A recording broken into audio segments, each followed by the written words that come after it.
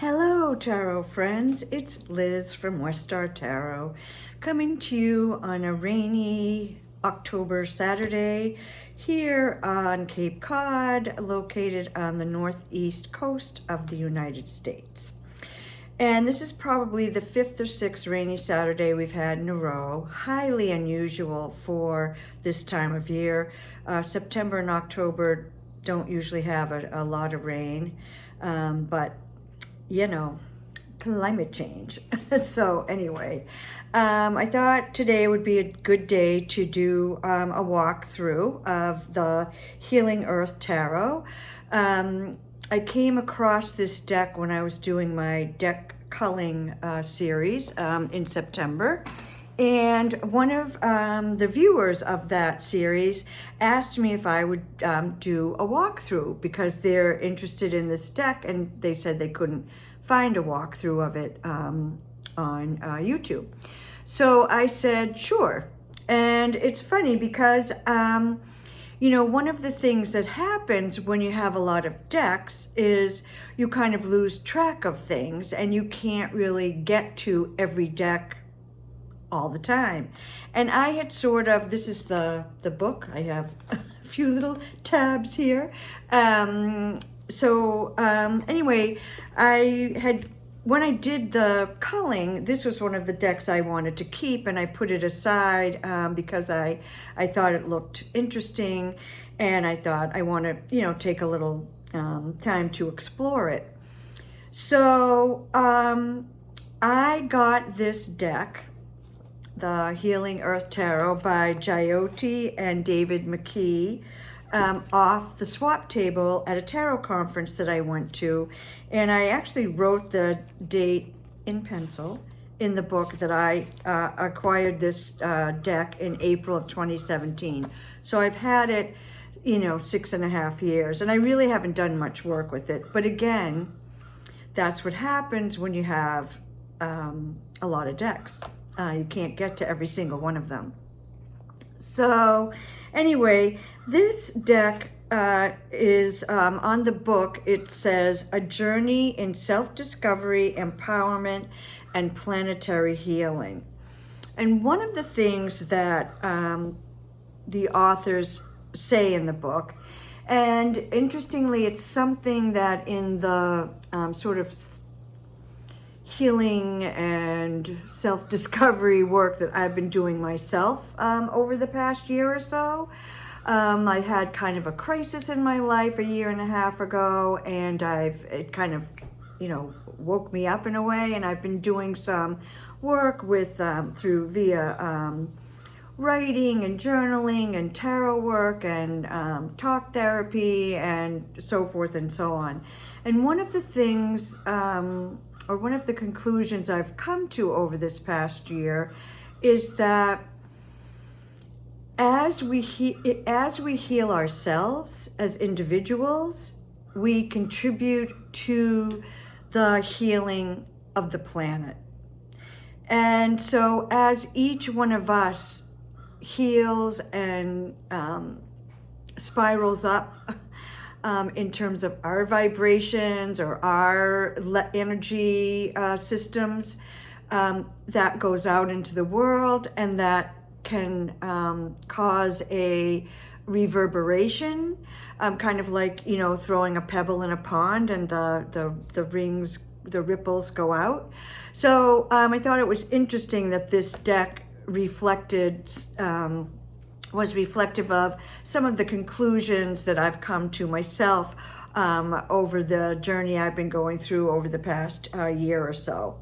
So anyway, I didn't realize it, but when I started to look through the guidebook to get ready to do the walkthrough, I of course looked at the copyright page, and this deck, this is a first edition, first printing, 1994.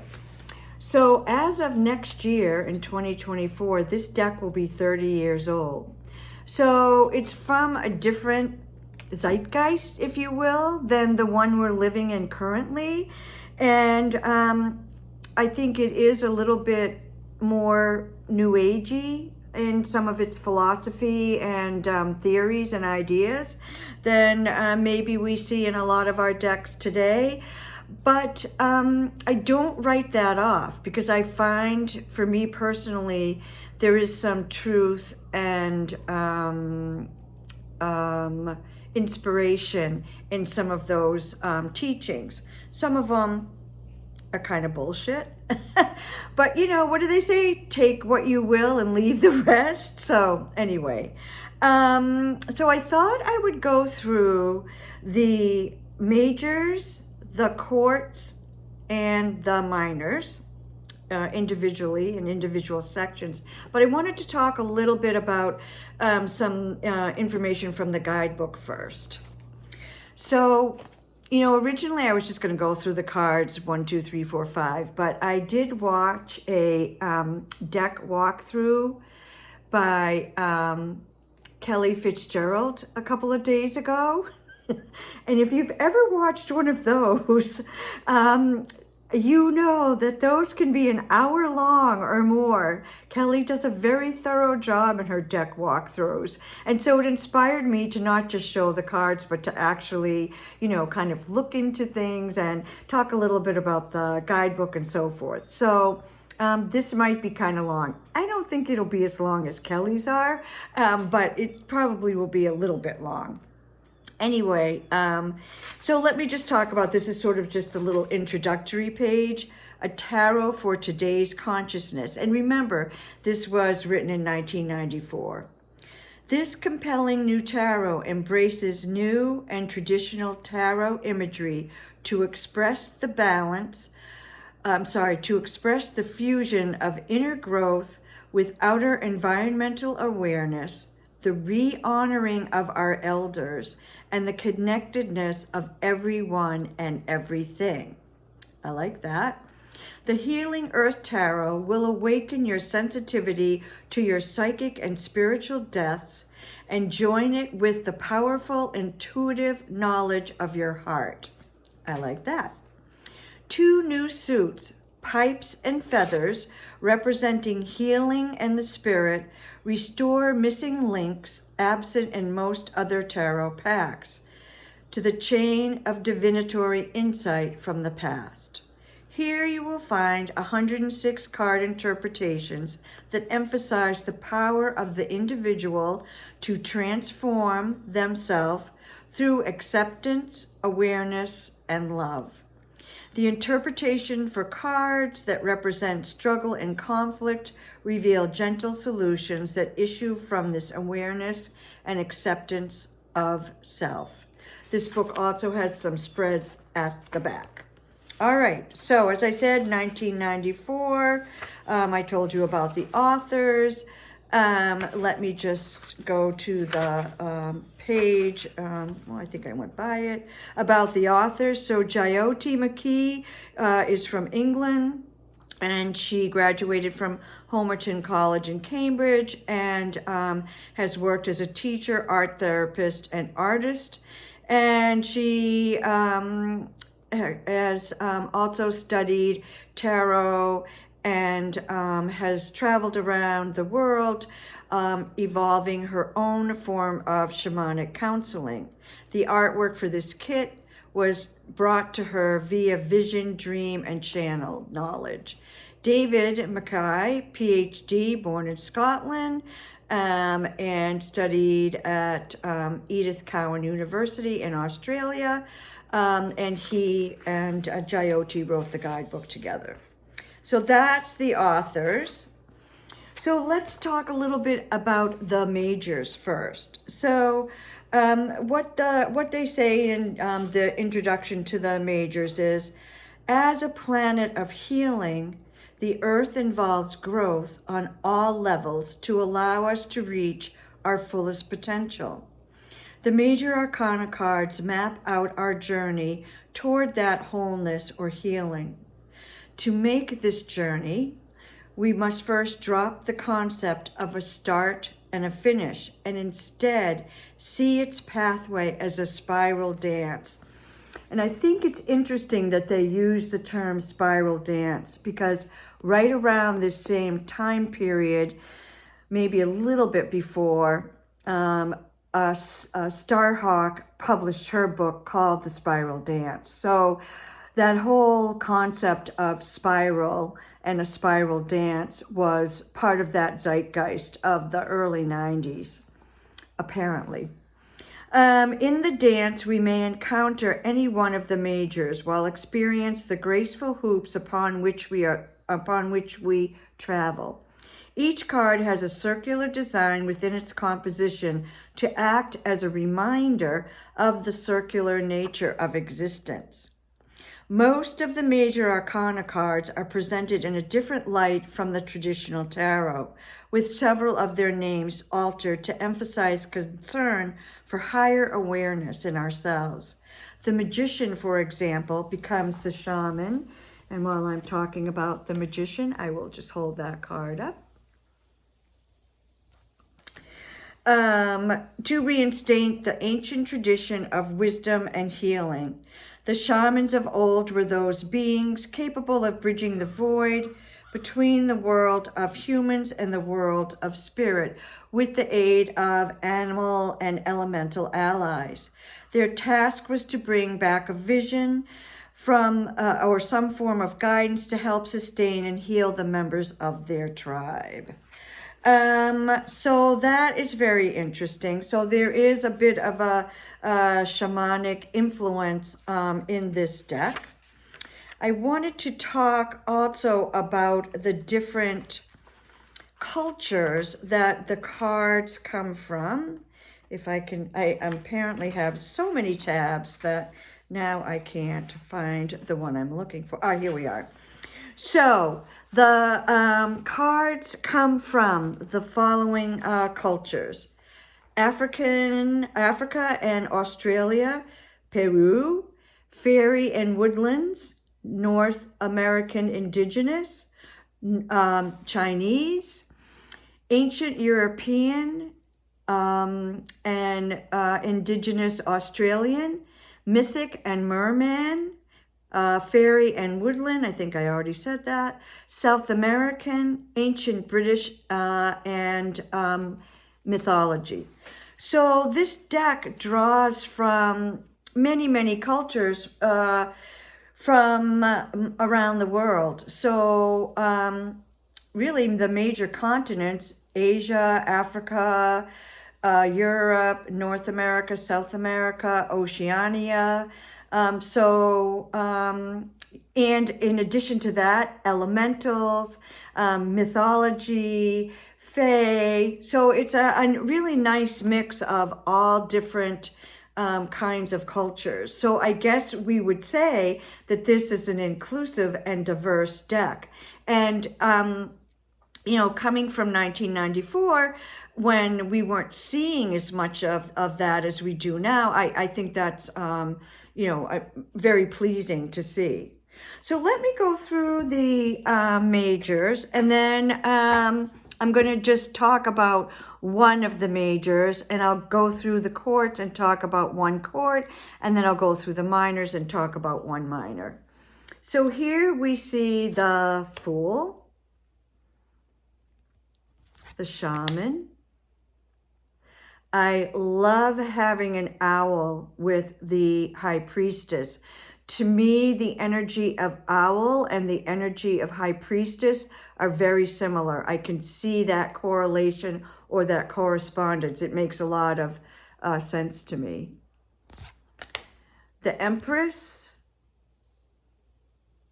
Is that focusing?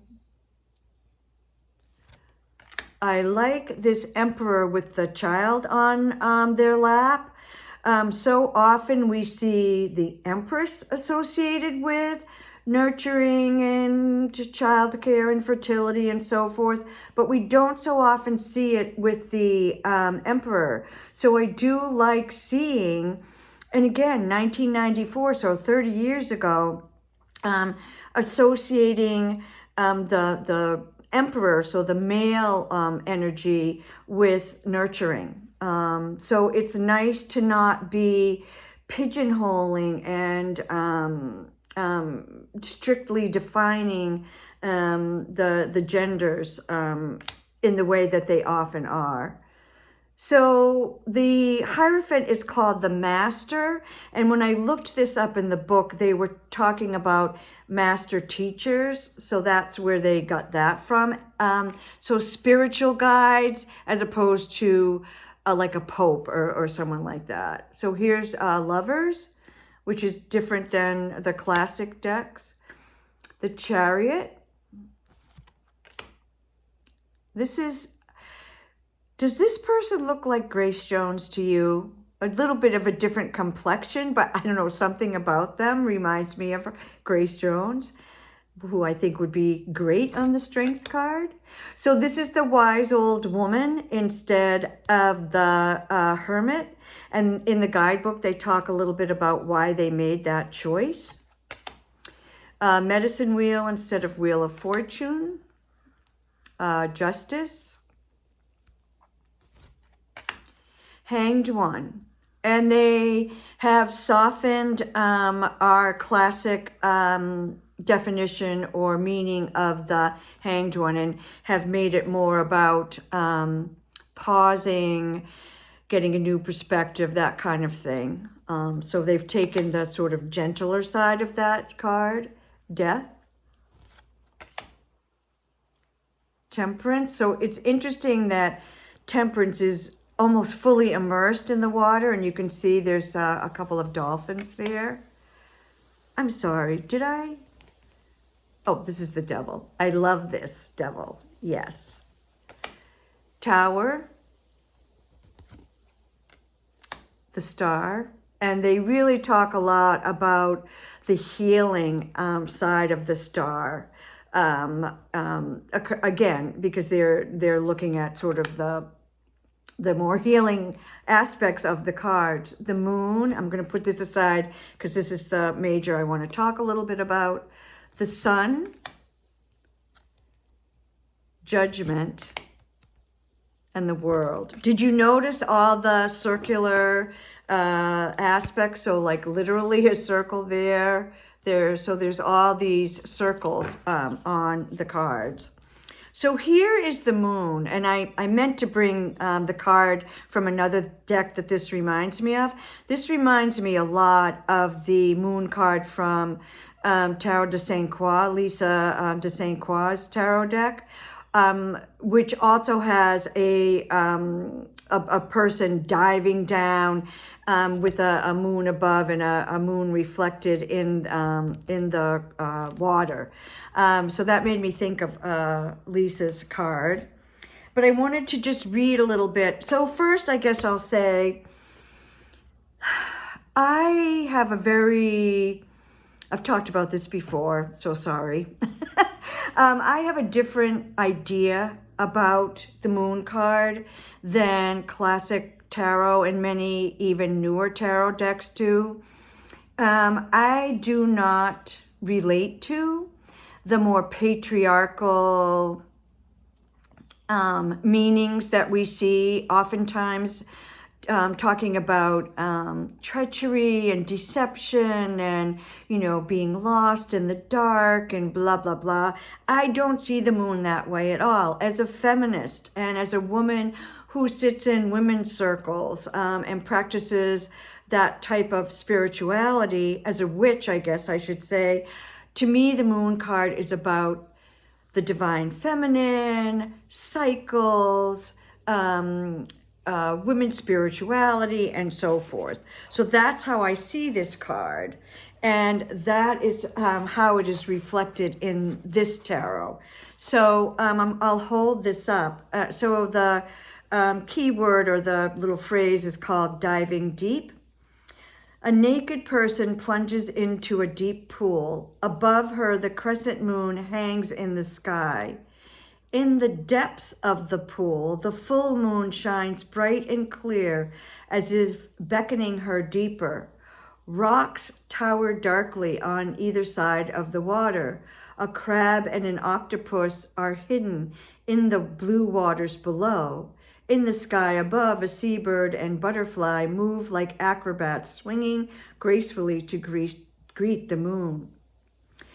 The moon represents diving into the depths, following only the guidance of intuition. For women, the moon, I'm skipping here, so bear with me. Here we go. The moon's phases have been strongly linked, especially for women, with our own phases of growth. The new moon is a time for fresh beginnings, setting intentions, like a young girl in spring. As the moon grows or waxes, she speaks to us of our expansion. She resembles a teenager looking out into the world with all that life offers at her feet. At full moon, she echoes our fullness, or the culmination of our creative potential. She becomes like a pregnant woman in bloom, or the artist in total creativity. As the moon begins to wane, we are drawn back into the quiet of assimilation and reflection. She shows the mature years of our lives and finally becomes completely invisible as if she has died. The dark moon teaches us about stopping, resting, and withdrawing into our silence. For women, the moon's phases give guidance for our monthly cycle. The new moon tells us of a time to begin what we wish to accomplish, like that time just after menstruation when our bodies are clear and ready to begin anew. As the moon waxes, our bodies also move outwards and may have plenty of energy to act. At full moon, creativity is in the air. At waning moon, the waning moon tells us it is time to slow down and reflect on our deeds. Lastly, the dark moon calls us out to rest and go inside. So I really love this because it's reflective of how I see the moon card.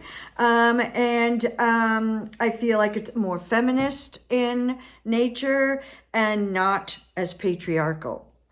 Yay for that. So the courts are man, woman, grandfather, grandmother. And they talk about the grandparents. So they don't really look at the courts as hierarchically as like king, queen, page, knight, king, queen.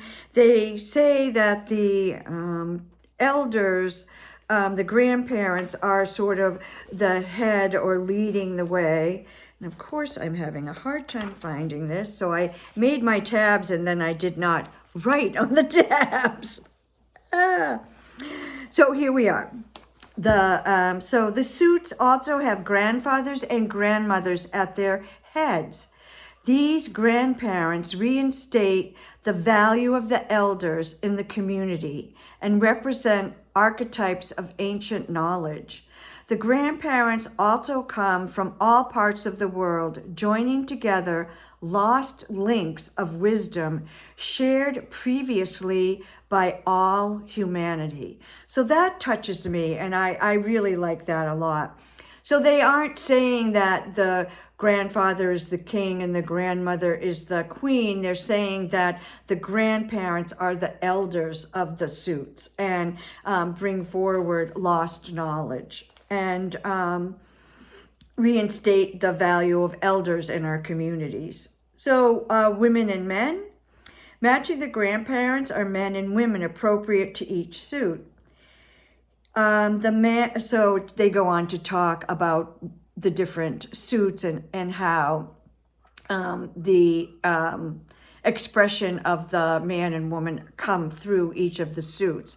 And like the grandparents, the cards draw from many continents, traditions, and cultures. So let me go through.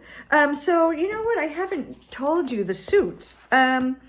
So let me find that page. Here we go. So the minor arcana of the Healing Earth deck comprises 6 suits instead of 4. The 2 extra suits serve to fill in some of the missing guidance and knowledge of the tarot that we need in the present world climate Some of the other suits have also been renamed. For example, swords become crystals but stay intrinsically the same in elemental terms, so air. Here are the suits of the Healing Earth Tarot. Shields representing matter, material, earth, so pentacles. Rainbows representing emotion, feeling, and water, so cups. Wands representing energy, action, and fire, so wands. Crystals, as I said before, representing swords, the mind, the mental plane, and the element air. Pipes representing healing, herbal lore, and wood. And feathers representing psychic, spirit, and ether. So the pipes and feathers are the two new suits. The suit of pipes brings back into our consciousness the realm of the plant kingdom and the role of fairy folk or elementals. The green world has much to share with us. And yet, this is in 1994, and yet we continue to destroy vast areas of woodland and forest. The suit of pipes reinstates some of the lost sharing of the woodlands and reminds us of the value of the green and leaf-filled places of silence in our world. The suit of feathers introduces a level of subtle dimensions of psychic and spirit. The introduction of this suit awakens us to the possibility of a limitless reality where we are capable of going beyond our preconceived ideas of what is possible. Entering the realm of the spirit and the psychic, all notions are put on their heads, and we must rethink what freedom we really have. The psychic and spirit take us above our mind-restricted viewpoint, allowing the miraculous to occur. So, here are the courts. Man of Shields, woman, grandfather, grandmother, man of rainbows, and there you can see coming from the merfolk, woman, grandfather, grandmother, man of wands. I love that. That is so wandsy, isn't it? And it actually reminds me of a couple of cards from Mother Peace that have that same exploding energy. And of course, well, Mother Peace was in the 80s, not the 90s. Woman, grandfather, grandmother. This is the card I'm going to come back to. This is the man of crystals. Woman of crystals, grandfather. Oh, look at that. Grandmother. Man of pipes. So we can see our woodlands here. And this reminds me of Tarot of the She a little bit. That Fae energy. Grandfather. Grandmother. Man of feathers. Woman, grandfather, and grandmother. So those are the courts, and this is the court card that spoke to me the loudest when I was looking at the deck.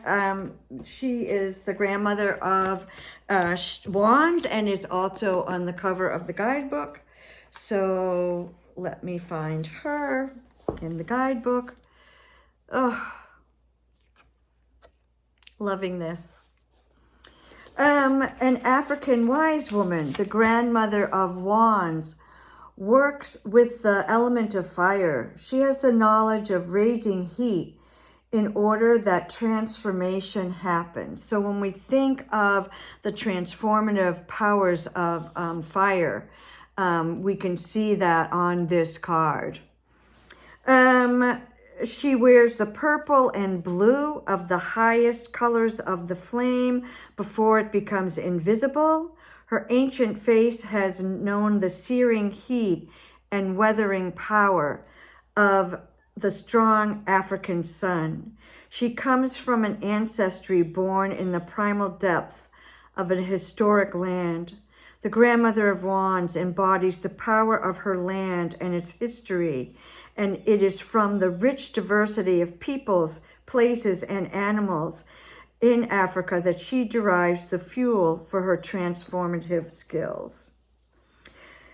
Within a reading, the grandmother of wands represents a fiery personality who is not afraid to take risks to achieve their goals. She is experienced in using her charisma and energy to achieve the best results. When an insight has flashed into your life, her teaching suggests acting on it with energy and courage. So I like that a lot. So that is the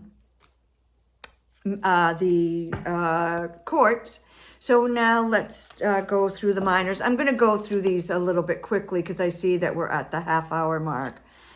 But you'll get a sense of the deck, and you can see the diversity of the folks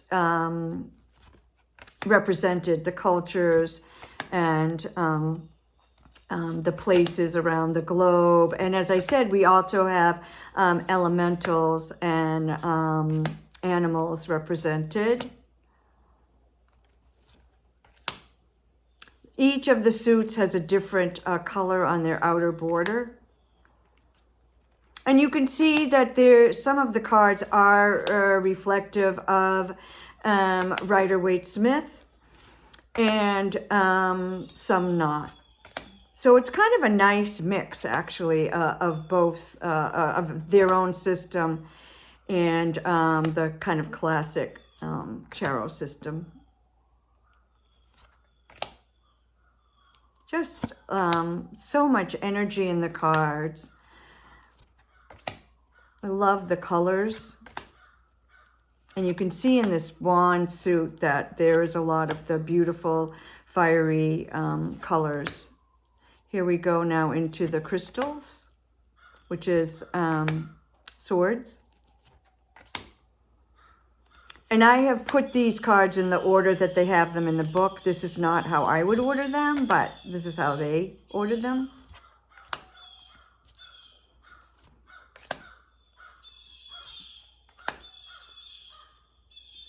Yeah. You have the pipes. So now we're in the extra suits.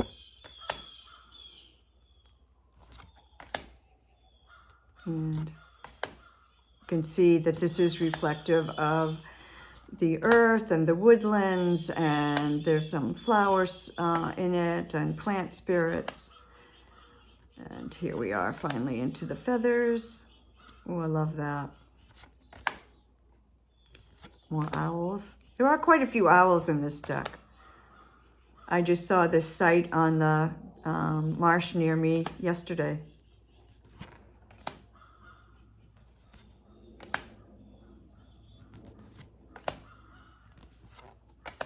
So there we have the minors. And for the minor card, I had picked out the 6 of Shields. So let me pull that card out.